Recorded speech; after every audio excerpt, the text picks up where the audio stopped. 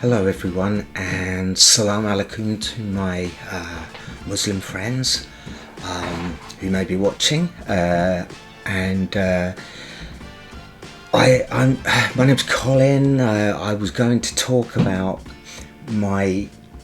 use this platform to talk about my own problems in a way of trying to provide some sort of mutual support to people who may have similar issues, but something much more pressing has engaged me.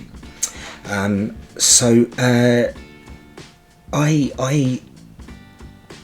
suppose really what to say is that it came through really. I was talking to somebody who said, that I was expressing all my anxiety, concerns, and anger, really, I suppose, as well, over our government's inaction and wrongful action as regards Gaza, and really also somebody said to me, doesn't charity begin at home? And of course charity does begin at home, but it doesn't stop at home, it doesn't end at home. And so it's so important that we see that. I suppose the best way of expressing it for me is my mum. I'm from a family of 6 kids, and people used to say to my mum, well, how do you know which one to love? Who do you love the most, sort of thing. And she used to say, well, it's whoever needs it most at that time.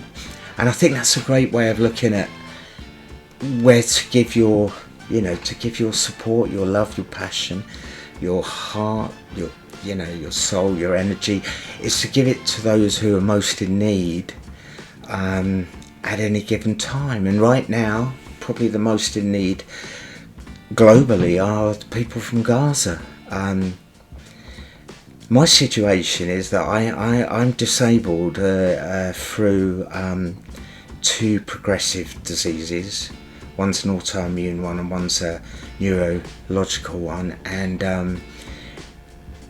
also I have a daughter who has she's got cerebral palsy, inherited Charcot-Marie-Tooth from me, which is a neurological disorder, and also a neuromuscular disorder, to be more accurate, and she also has a learning disability. So you could say, well, I've got quite a lot going on here, but it's nothing to what people in Gaza are suffering. So just to be able to give, obviously I can't change it. I know that people keep telling me you can't change the world, you can't change things. I know that, but I am not stupid. I'm very aware I won't single-handedly change anything. I just know that it takes millions of grains of sand to make a beach, and I'm one of those tiny bits of sand. Hundreds of flowers to make a meadow. It's about solidarity. It's about showing that you care in whatever way you can, really, and this is one way that I feel I can. I've felt strongly about Gaza for a long time, long before October the 7th, 23. That was I knew about the problems of Gaza from the Second Intifada, and I knew the history of it, partly because my dad was a serving soldier.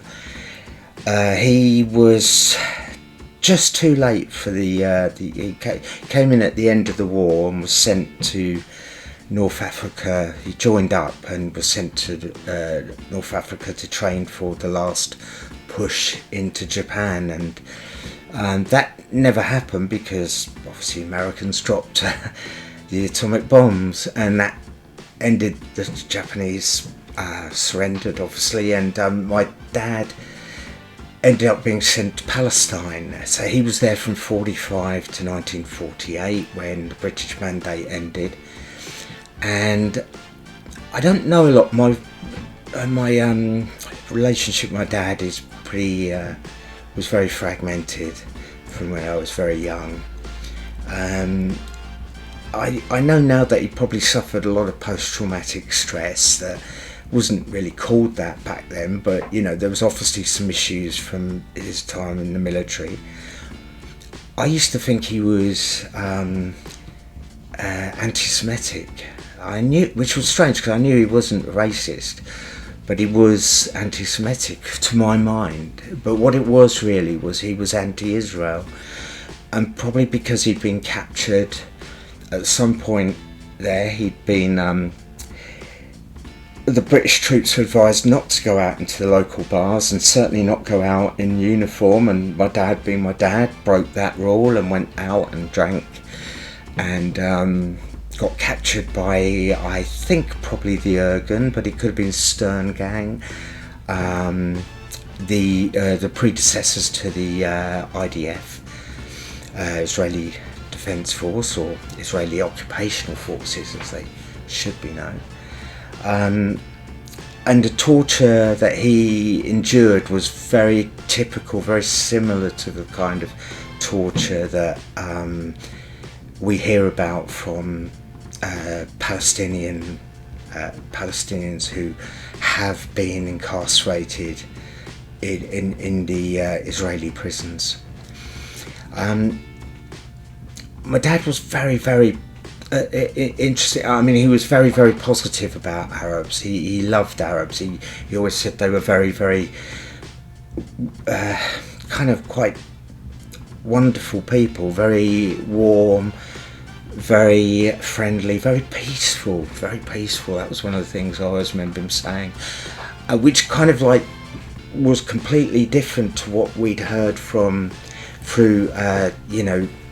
the general attitude, the general British attitude was Arabs were, Arab itself was often used as a slur, and lots of negativity about Arabs, and which continues to this day, and certainly for Muslims. And I think I can't, because of my disabilities, I can't go out and protest in the way I'd like to. So this is my effort, if you like, at trying to just put forward my wish to sort of protest and give some solidarity to the people suffering in Gaza and in the West Bank as well now, and to say that we don't. A lot of us people who, as I say, I'm British, and my dad, and I come from actually quite a long line of military, background, but acknowledge and recognise that the wrongs that have been done in the name of the British Empire and colonialism. And I suppose that's really what I wanted to do, is to state that I recognise that there is a genocide happening in Gaza. It's a genocide perpetrated by the West, but particularly the USA, the United Kingdom, Germany are probably the main kind of instigators, I'd say, financially backing, supporting governmentally, the EU as well, very, very, very, very supportive towards Israel. The Israel lobby obviously is very, very powerful. It seems to have like a kind of a sort of power that is it's beyond understanding, really. Whether or not it's purely financial. Obviously the Israeli lobby is a massive part of it, but I also would imagine Mossad would have quite a lot to do with it as well. We in the United Kingdom not only make parts for the planes that are allowing the bombing of Israel, but the RAF also do surveillance, which offers information to Israel, and there's also the fact that we provide a mouthpiece for Israel to constantly provide what they would call Hasbara, the propaganda, the kind of propaganda that Goebbels himself would have been proud of, really.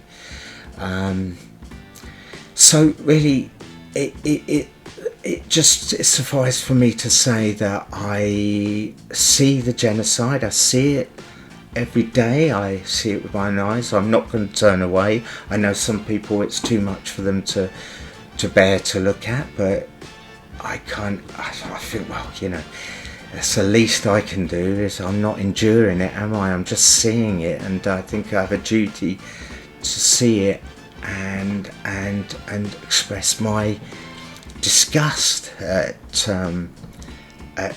Israel and the supporting countries to Israel. And also, I suppose what's left for me to say is that I support Palestine Action, and I know that is against the law. I know I'm breaching the Terrorism Act, and all I can say is it's going to be I would hand myself in to the police, but it's difficult for me to get out, really, so they may have to come and get me, but bear in mind I bring a lot of physical health complications.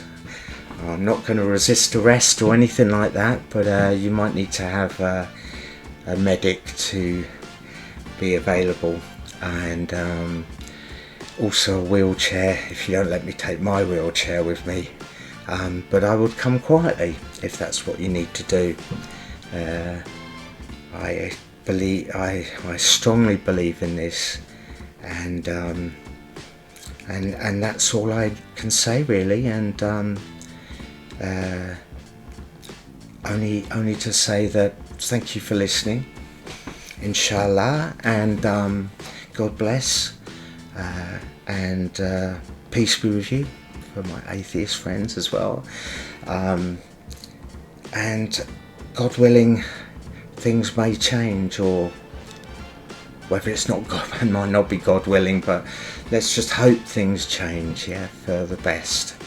And on that note, take care, look after yourselves, look after your loved ones, and try and think about Palestine when you can. Bye now.